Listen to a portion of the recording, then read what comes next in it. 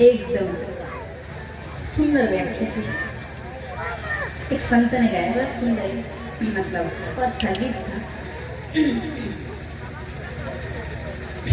क्षणभंगुर जीवन की कलिका। क्षणभंगुर मतलब जैसे वर्षा में देखो पानी में बुलबुला होता है ना, बुलबुला कितने समय की है,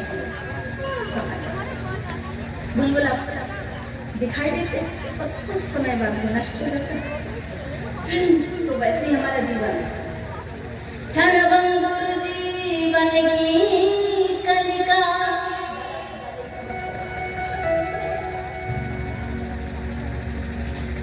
क्षणभंगुर जीवन की कलिका, प्रात जाने खिले न खिले, मलयागिरी शीतल हवा, इस तन को मिले या ना मिले। क्षणभंगुर जीवन की कलिका, प्रात जाने खिले न खिले,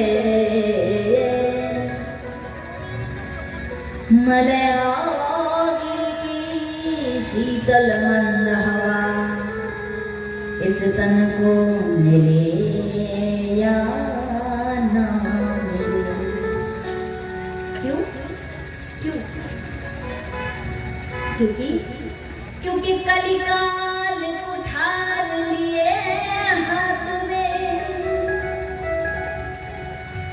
कलिकाल उठार लिए हाथ में, इस तन नम्र से चोट छिले न छिले। अरे वो जपले रसना मधुर हरि नाम, अरे जपले रसना मधुर हरि नाम, अंत समय में ये हिले ना हिले। मोर जपले रसना मधुर हरि नाम, अंत समय में ये हिले ना हिले। एक तो जीवन क्षणभंगुर है, बहुत समय कम के लिए है, और दूसरी बात यह है कि अंत समय में भगवान नाम जपते हुए कृष्ण हे बंधु मेरी मदद करो, मैं बहुत अकेला हूँ। हे कृष्ण तुम कहाँ हो? एक बार आओ मेरे पास, मैं बहुत कष्ट में हूँ, अपनी तरफ रहा हूँ। कृष्ण प्रभु, हे कृष्ण कहाँ हो तुम? हे गोविंद, हे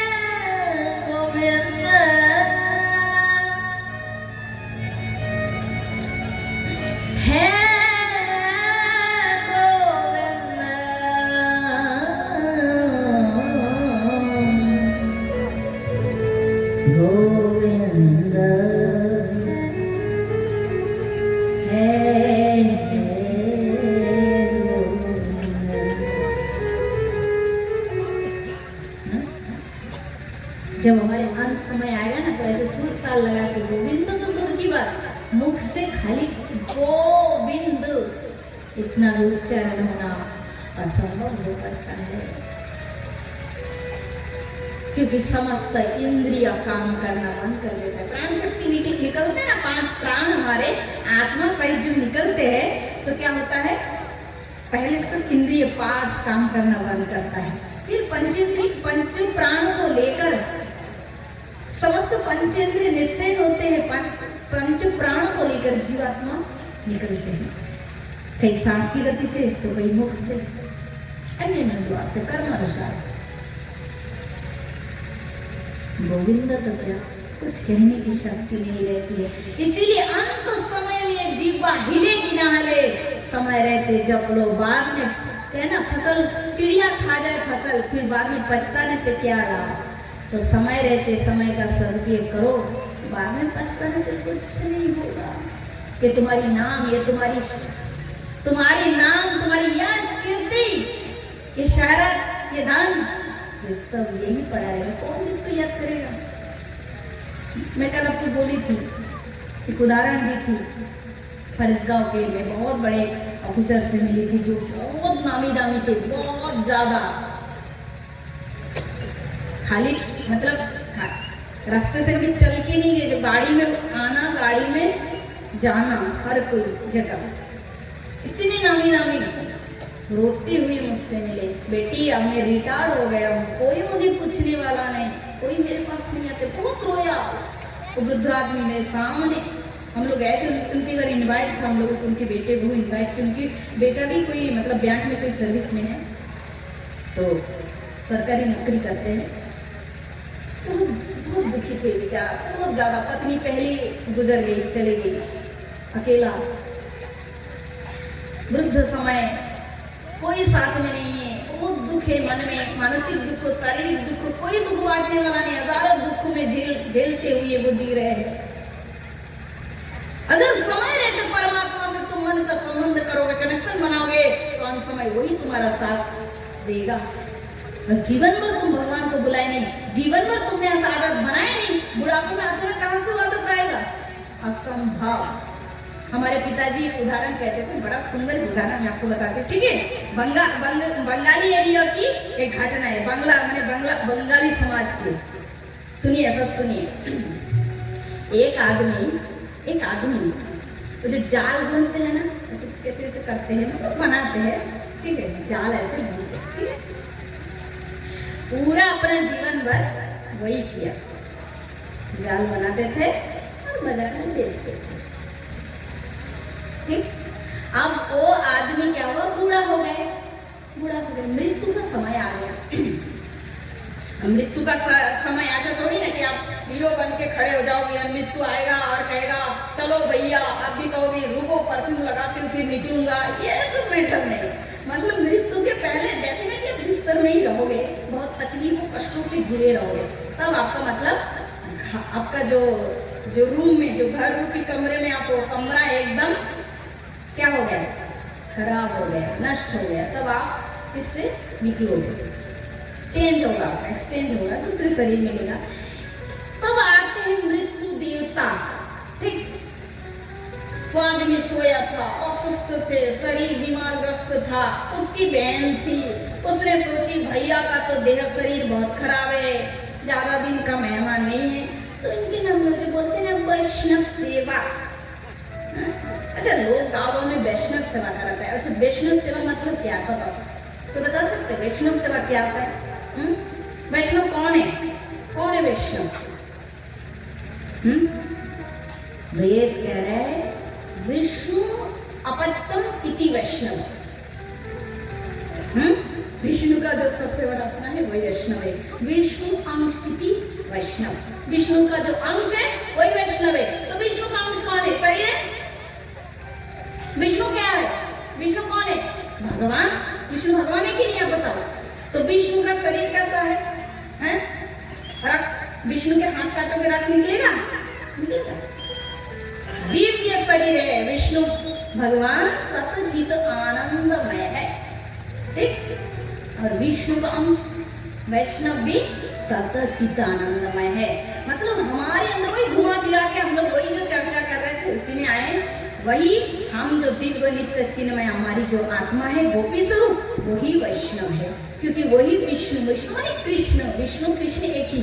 कृष्ण का अंश, विष्णु का अंश जो हमारी आत्मा है वही वैष्णव है। शरीर तो भैया मिट्टी का अंश सबका जाएगा, चिता में जाएगा कि नहीं? कौन इस बात को टाल सकता है? किसकी शक्ति है दुनिया में?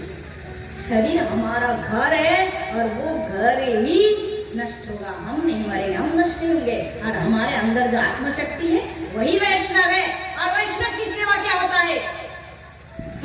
56 प्रकार के व्यंजन सब्जी पकवान पेट भर के खा, वैष्णव सेवा हो गया। नथिंग वैष्णव सेवा ये। वैष्णव हमारी गोपी अंदर में जो दिव्य बीड़ा लेकर हर समय कृष्ण नाम करे, जिसकी दिव्य शरीर से सुगंध निकल रहा है, दिव्य ज्योतिर्मय, जिसको कृष्ण प्रेम करते हैं, जो देवी रूप है। ये संसारी हम जैसे नारियों की तरह नहीं, जो कामिनी होगी, पुरुष में अट्रैक्शन होंगे, और पुरुष कोई बाहरी शरीर वैष्णव जो नारी शरीर में काम उत्पन्न हो जाएंगे देखकर। वो दिव्य शरीर है, अप्राकृतिक चिन्मय है। कृष्ण भी वैसा है, उसमें दिव्य प्रेम है। वही वैष्णव है जो प्योर है, साफ है, विशुद्धता है, अप्राकृतिक है, जो इस माटी में पैर नहीं रखता है, जो शून्य में खड़े होते हैं। ये जो दुर्गा देवी देखे हो, लक्ष्मी देवी, सरस्वती देवी जैसे होते हैं ना, वैसे हमारे अंदर, आप सबके अंदर है। वही वैष्णव है जिसको निकल जाने के बाद इस शरीर को चिता में लेके जलाते हैं, जिससे बदबू निकलता है, ना जलाओ तो कीड़ा पड़ जाता है, शरीर से दुर्गंध फैलता है। कितना भी ऊंचा कुल हो और कितना भी धनी हो, बता सकते हो आत्मा निकल जाने के बाद शरीर की क्या गति होती है? क्या होता है? जायते अस्ति विपर्णमते अपश्यते विनश्यति। नष्ट है, इसका धर्म है, स्वभाव है। ठीक? शास्त्र की बात कोई टाल नहीं सकता, परम सत्य है, टालने की हमें आवश्यकता भी नहीं। हम सत्य को जाने और माने और बस शांति प्राप्त करें। सत्य को जान के मानकर शांति प्राप्त करो, और क्या। तो वही बात जो हमारी जो दिव्य शक्ति है वही वैष्णव है। और वैष्णव की सेवा क्या है? वैष्णव किससे संतुष्ट होते हैं? ये राष्ट्रीय वैष्णव सेवा, भागवत कथा, कृष्ण नाम। अब हम लोग जो वैष्णव सेवा में जाते हैं, पहले कीर्तन होता है कि नहीं? कीर्तन होता है, वही कीर्तन ही वैष्णव की सेवा है। भोजन जो है वो तो शरीर का आहार है, इसलिए वैष्णव सेवा में जाए तो प्रथम भागवत चर्चा करे, कीर्तन करे, धूमधाम से गौरांग महाप्रभु की, नित्यानंद महाप्रभु की नाम जय जयकार करे, हरि संकीर्तन करे, खूब सत्संग करे। और इसी से हमारे अंतर की जो हमारी आत्मा वैष्णव वो संतुष्ट होते हैं। और बाद में जो भोग प्रसाद बनता है वो गौण शरीर है, ये घर है हमारा, इसको आहार चाहिए तो सेवा कर दिए। एक बार हो जा राधे, ऐसे नहीं। अगर मेरी कथा परफेक्ट हो तो जोर से राधे राधे। ये बात परम सत्य है, क्योंकि मैंने तो अपनी मनगढ़ा बात कही नहीं, ये शास्त्र की वाणी है और हम सबको मानने में हमारा कल्याण है। यथा तनु मूल से चनने नतन करू जो को सखा प्राणों पर हार अच्छा जतन न्याय तन हन बच्चे दैया। वृक्ष की जड़ काट दो तो पेड़ मरा हो जाता है। शरीर में पेट में भोजन दे तो सारी इंद्रिय में बाला जाता है। आपको बोलो ले दादा खा खाएगा खाएगा, कान को खा खाएगा, नासिका को नहीं, यहाँ से डालोगे मुंह से, पेट में जाएंगे, पूरे शरीर में बल आ जाएगा। आएगा कि नहीं? तो बस मूल है विष्णु हमारा, कृष्ण। कृष्ण खुश है, प्रसन्न है कृष्ण नाम से, कृष्ण कथा से, कृष्ण भक्ति से। बस पूरा ऑलराउंड विश्व ब्रह्मांड तृप्त तृप्त तृप्त। ठीक? दुर्वासा मुनि वो घटना फिर याद आ गई। चलो कोई बात नहीं, थोड़ा चर्चा ज्यादा हम लोग गहराई में जा रहे, कोई बात नहीं, यही राधा रानी की कृपा है। तो वो जाल वाला अभी तक बाकी है, उसको बोलूंगी इसके बाकी। तो दुर्वासा जो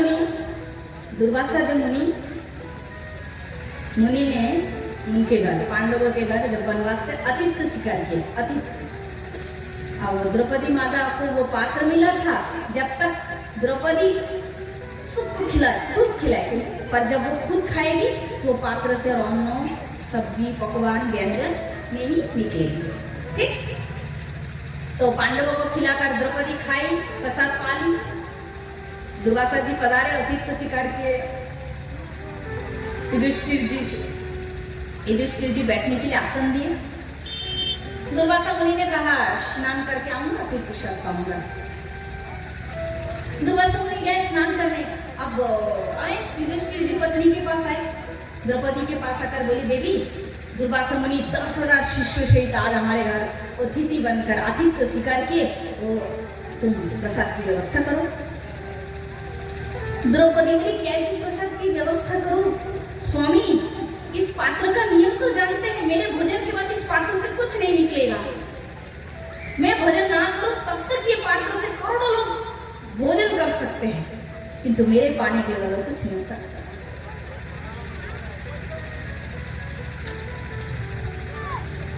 अब तो भारी चिंता। द्रौपदी चिंता में पड़ गई। अगर मुनि शिष्य लेकर आए और देखेंगे कि प्रसाद की व्यवस्था नहीं तो बहुत क्रोधी दुर्वासा मुनि पूरा श्राप ही निश्चित दे देंगे। क्या होगा? तब उसी समय द्रौपदी क्या किए, भगवान कृष्ण का स्मरण किए। हे जनार्दन, हे गोविंद, कहाँ हो तुम? क्योंकि तुमने वचन दिया था विपत्ति काल में हर समय में तुम्हारा साथ रहूंगा। स्मरण करते कृष्ण आए, कहाँ है मेरी बहन, कहाँ है द्रौपदी, खाए कहाँ है, कहाँ है? अरे अरे क्या हुआ, ये सब क्या हुआ, ऐसे क्यों भागते रहे हो? अरे बाद में बात करना, बाद में मत करो, बहुत भूख लगी, खाना दो, भोजन दो, भोजन दो, खाए खाए खाए, रसोई की पात्र खाए। अरे अरे उसमें कुछ नहीं, ये सब मत जाओ ना, मत जाओ। अरे नहीं, बाद में बात कर लेना बहन, बहुत ज्यादा भूख लगे, बाद में बात कर लेना। कुछ नहीं मतलब क्या, कुछ तो होगे। अरे केशव पात्र को मत खोलो, कुछ भी नहीं है, मुझे बहुत कष्ट हो रही। केशव कहते कुछ नहीं मतलब क्या, कुछ तो होंगे, बस पात्र को खोले, देखा तो। अरे केशव खाली पात्र ने मैंने धो के भी रखा, गोविंद बहुत दुख की बात है, तुम उसको मत खोलो। कृष्ण जैसे खोले, अरे द्रौपदी बहन क्यों चिंता करते हो, कुछ तो होगा, बस एक सांप का दाना, छोटा सा सांप का दाना उस पात्र के कंधे पे लगे हुए थे, उसको लिए मेरे गोविंद, थोड़ा सा जल लिए और पा लिए बस। और कहा विश्व तृप्तम विश्व तृप्तम विश्व तृप्तम अहम तृप्तम तो विश्व तृप्तम, मैं तृप्त तो विश्व तृप्त, बस कहते ही क्या हुआ? समझ रहे आप सब? पूरा विश्व तृप्त हो गया। दुर्वासा मुनि स्नान करके तो उठ रहे थे, इतने में देखा जैसे पेट भर के भोजन जब हम लोग करते हैं डकार आता है कि नहीं लास्ट में, तो वैसे ही अनुभव हुआ, वैसे ही फील हुए, पेट भरा पेट भरा। ठीक, तो सबकी मुख की और शिष्य गुरु की मुख की ओर देख रहे, गुरु जी शिष्य की ओर देख रहे। एक शिष्य ने कहा कि अब गुरु जी जाना पड़ेगा क्या? वाह, निमंत्रण जहाँ पे मिला। गुरुदेव ने शिष्य की देखा, बोले यहाँ से भागना ही बुद्धिमानी होगा, पेट में जगह ही नहीं, कहाँ भोजन करेंगे। सारे शिष्यों को लेकर दुर्वासा मुनि वहां से भाग गए। इधर युधिष्ठिर जी को मालूम हुआ, गले में गमछा, अरे मुनि कहाँ जा रहे, रुकिए रुकिए, हमारे घर निमंत्रण प्रसाद तो पाइए। और दुर्वासा मुनि कच्छा कस के बांधी, बोले भागो, भागने में ही बुद्धिमानी है। बोला राधे।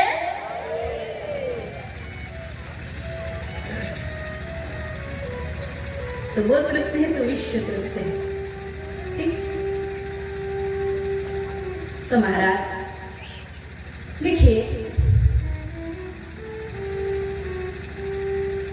मनुष्य की आदत जीवन भर जो करेंगे वही हमारे बुढ़ापा में स्वभाव में आएगा। वो जाल ढूंढते थे, बिस्तर में पड़ा था आदमी, शरीर खूब अस्वस्थ। उनके बहन ने सोची भाई तो कुछ दिन का मेहमान है, उनके नाम में वो थोड़ा वैष्णव सेवा करा देते हैं। तो बुलाए, भजन कीर्तन करने वाले संत साधु को बुलाए, आए, कीर्तन हो रहा था। ठीक है, कीर्तन हो रहा था। अब वो जो उनके भाई ने क्या किए, कीर्तन हो रहा था, उनको पास में चटाई बिछा दी, चटाई पे सुला दिया। कीर्तन पास में हो रहा है, सब लोग कीर्तन कर रहे। उनकी बहन गई, जाकर भैया को बोले, भैया कीर्तन हो रहा है, कुछ नहीं हो सकता, खाली सुनो। सुनने से भी तो लाभ होगा, भगवान नाम चल रहा है, कीर्तन हो रहा है। तो भैया हाँ सुन, इशारा मतलब सीन हिलाए, हाँ सुन रहा हूँ। बहन के पास में आसन लगा के बैठ गए। अब वो आदमी क्या करता है, अपने हाथ को ऐसे छाती पे रख लिया, सीधा सोया हुआ लेटा हुआ और ऐसे कर रहा है, खींच रहा है हाथ को। तो बहन देख के आश्चर्य में पड़ गई। बहन ने बोली भैया क्या कर रहे हो, क्या कर रहे हो? उसने सोची कि कोई ताल गया। बोले क्या हो रहा है, क्या कर रहे हो?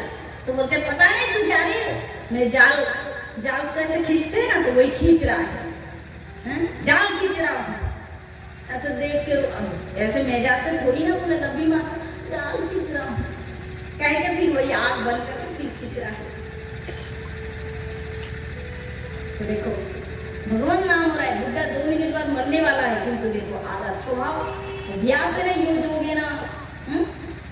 भगवान श्री कृष्ण श्रीमद् भगवद गीता में कहते हैं चंचल ही मना कृष्णम कागे बलवद्रम तस्य मन्यसि निग्रम वायुव सदुष्क्रम असंसात्मकम महावाहो मन्यसि दुर्निग्रह चालम अभ्यासेन हकन्ते वैराग्यम विद्यते।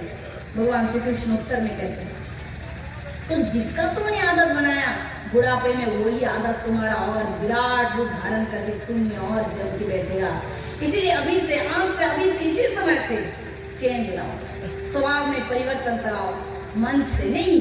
एक दिन में कोई नहीं बन सकता है, वो वाल्मीकि को भी तपस्या करना पड़ा, कुछ जस्ट एक सीढ़ी एक कदम से 7 दिन सत्संग किए, भागवत कथा सुनने और कुछ परिवर्तन ही नहीं लाया अपने में, तो क्या मतलब भागवत कथा सुनने का? खाली दिखावा की चीज हो जाएगा, कुछ नहीं।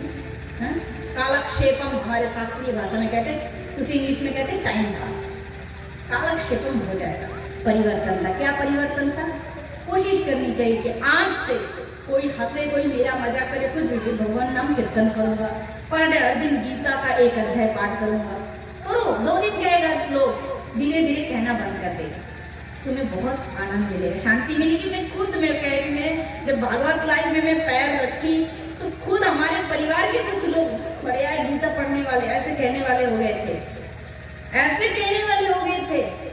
आज वही लोग मुझे अपने गले से लगा के बोलते हैं। ना उस समय मुझे दुख हुई थी, ना अभी मुझे अभिमान होता है, सब मेरी गोविंद की कृपा है,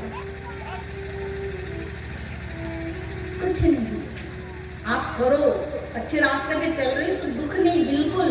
क्यों? क्योंकि आपको अंतर से आपको विश्वास होना चाहिए कि मैं सही रास्ते पे हूँ। यदि दुनिया मुझे कुछ कह दे तो बात की मुझे दुख नहीं होनी चाहिए। देखेंगे, यदि आप डर के चलोगे तो कहने वाला ही एक दिन आपके पास खुद चल के आएगा। आइए एक भजन गाते हैं, ठीक है? इसके बाद आज की भागवत का चर्चा करेंगे, ठीक है? क्योंकि वैसे ही बहुत टाइम हो गया। एक्चुअली क्या, मैं बाहर में कुछ दिन भी कह रही थी कि दूसरी कहीं जगह जाओ तो डायरेक्ट भागवत कथा में ही चली जाती है, थोड़ा चर्चा करके।